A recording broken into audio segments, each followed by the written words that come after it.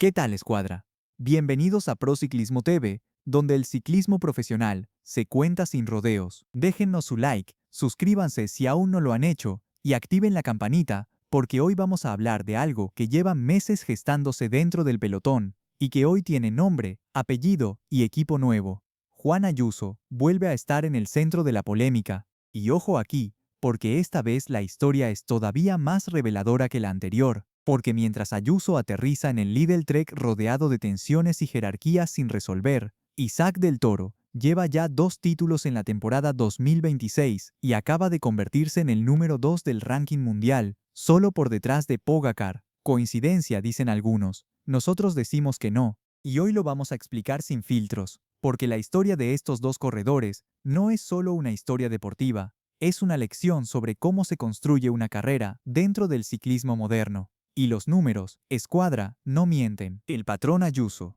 Una historia que ya conocemos. Sinceramente, si alguien pensaba que el cambio de equipo iba a solucionar el problema de fondo de Juan Ayuso, los hechos ya están dando la respuesta.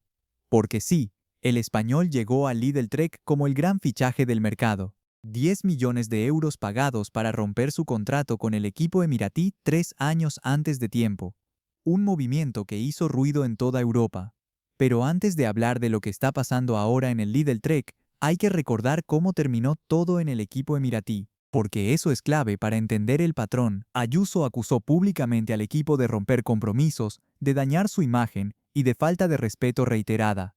Lo llamó una dictadura. Salió por la puerta grande de las declaraciones explosivas. Pero ¿qué decían los resultados? En el Giro de Italia 2025, uno de los grandes escaparates del año, su carrera fue un desastre. Problemas internos de liderazgo con Roglic, múltiples caídas, incluso una picadura de abeja que le provocó inflamación en el ojo. Terminó perdiendo más de 50 minutos en la clasificación general, y en la Vuelta a España, donde se suponía que era el líder, terminó en el puesto 68 de la general y aislado de su propio equipo. Eso no lo cuenta la prensa española, pero eso es lo que pasó en la carretera. Y ojo banda, porque lo más revelador no fueron los resultados, sino lo que pasó después. En cuanto se anunció su llegada al Lidl Trek, lo primero que salió en los medios no fue ilusión sino fricción. Matías Esquelmose, uno de los pilares históricos del equipo, salió públicamente a decir que se había enterado del fichaje de Ayuso sin que el equipo le avisara. Y eso, escuadra, no es un detalle menor. Eso es un corredor diciéndote en voz alta que el equipo no lo consideró antes de traer a alguien que iba a cambiar su rol dentro de la estructura. El director Luca Guercilena reconoció públicamente que añadir un nuevo líder genera tensión y calificó la reacción inicial de Skelmose como comprensible, aunque fuera de lugar. En otras palabras, el propio jefe del equipo admitió que había ruido interno desde el primer día, pero hay algo más que no se puede pasar por alto. Al problema con Esquelmose se suma la situación de Matías Batiek, otro corredor joven del Lidl Trek, que declaró públicamente que su sueño es correr el Tour de Francia 2026. Con Ayuso, Esquelmose y Derek G en el mismo barco, hay quienes dentro del propio ciclismo hablan de demasiados gallos en un mismo corral. Eso no lo decimos nosotros, lo dicen las fuentes especializadas europeas. Y encima de todo eso, llega la noticia más reciente. El Lidl Trek anuncia una reestructuración total de su dirección tras el Tour de Francia 2026, con la salida de Guercilena después de 16 años y la llegada de Andy Schleck como nuevo director general. Un cambio de mando enorme en plena temporada donde Ayuso tiene que demostrar que puede liderar una gran vuelta por primera vez en su carrera. Más presión, más incertidumbre, más variables fuera de su control. Y sinceramente, cuando ves todo eso junto, la pregunta que surge sola es, ¿dónde hemos visto esto antes? El espejo del equipo emiratí. La historia que Del Toro sí entendió. Y aquí es donde entra Isaac Del Toro. No como protagonista secundario de esta historia, sino como el contraste más poderoso que existe para entender qué está pasando. Porque mientras Ayuso salía del equipo emiratí con declaraciones de guerra, Del Toro hacía exactamente lo contrario. Llegó al equipo emiratí, siendo el más joven del grupo, aceptó cada rol que le asignaron, trabajó en silencio y construyó confianza dentro de la estructura sin pedir protagonismo, sin ruido, sin polémicas, sin declaraciones explosivas, solo cabeza agachada y piernas encima de la bicicleta, y los resultados de 2026 son la respuesta más contundente que existe. Primero el Tour de los Emiratos. Una semana completa de dominio absoluto, victorias en etapas de montaña, control en las contrarreloj, gestión inteligente en las jornadas de desgaste. 3 victorias de etapa en 7 jornadas, doble corona, líder absoluto y mejor corredor menor de 25 años. Y lo más impresionante, no fue solo ganar, sino cómo ganó. Atacando cuando debía atacar, defendiendo cuando debía defender, leyendo la carrera con una madurez que no es normal para alguien de su edad.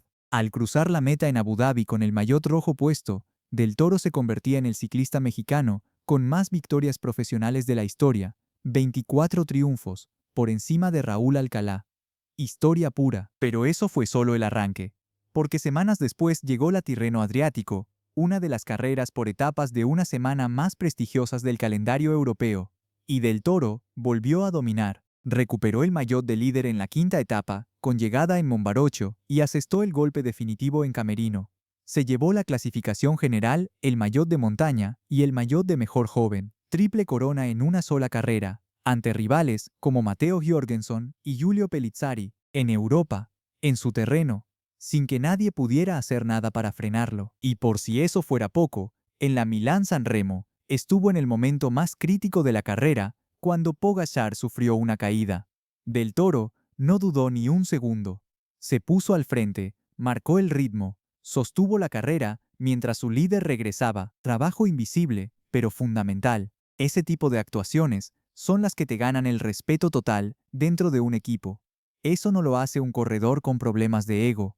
Eso lo hace un corredor que entiende exactamente cuál es su papel y lo ejecuta sin quejarse. El resultado de todo esto es aplastante. Isaac Del Toro es hoy el número 2 del ranking mundial, por delante de Vingegaard, por delante de Evenepoel, solo por detrás de Pogačar, con 20 años, sin haber pedido 10 millones para cambiar de equipo, sin haber llamado dictadura a nadie, solo ganando carreras y construyendo su carrera ladrillo a ladrillo, lo que dice Europa y lo que la prensa tradicional prefiere callar. Y sinceramente, esto no lo decimos solo en Prociclismo TV.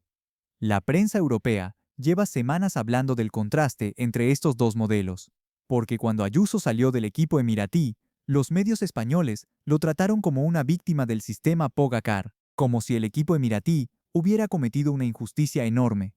Pero más allá de esa narrativa, la realidad que nadie cuenta es que Ayuso terminó 68º en la vuelta y aislado de su equipo, que en el Giro perdió más de 50 minutos, que necesitó una reunión de pretemporada para limar asperezas con un compañero que ni siquiera sabía que iba a llegar. Eso no es ser víctima de un sistema, eso es un patrón que se repite. Lo más interesante es que la prensa francesa y la prensa especializada europea no hablan de Ayuso cuando analizan el futuro del ciclismo mundial. Hablan de Del Toro. Hablan de un corredor que combina valentía, inteligencia táctica y humildad competitiva, que no necesita ser el centro de atención para rendir al máximo nivel, que crece en silencio y golpea cuando llega el momento.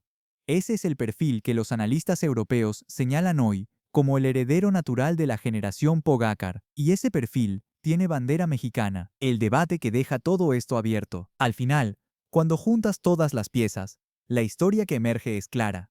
El ciclismo moderno no premia solo al más fuerte en la montaña, premia al que sabe construir dentro de un equipo, al que genera confianza, al que crece sin generar conflicto a su alrededor. Isaac Del Toro lo entendió desde el primer día. Ayuso lleva 2 equipos intentando aprenderlo, y lo más impresionante de todo esto es que Del Toro tiene 20 años y ya es número 2 del mundo. Ayuso tiene 23 y sigue buscando el entorno perfecto para demostrar lo que vale. Eso no es un detalle menor. Eso dice todo sobre 2 maneras radicalmente distintas de entender el ciclismo de alto nivel. La pregunta que les dejo hoy, escuadra, es esta. ¿Puede Ayuso cambiar realmente su forma de relacionarse dentro de un equipo? ¿O el Lidl Trek está a punto de vivir la misma película que vivió el equipo emiratí? Y más importante todavía, ¿hasta dónde puede llegar Del Toro si sigue creciendo a este ritmo de cara al Tour de Francia? Los leo en los comentarios. Y lo mejor de todo es que la temporada apenas empieza. El Tour de Francia va a ser el examen definitivo para los dos, y nosotros estaremos aquí para contarlo sin rodeos.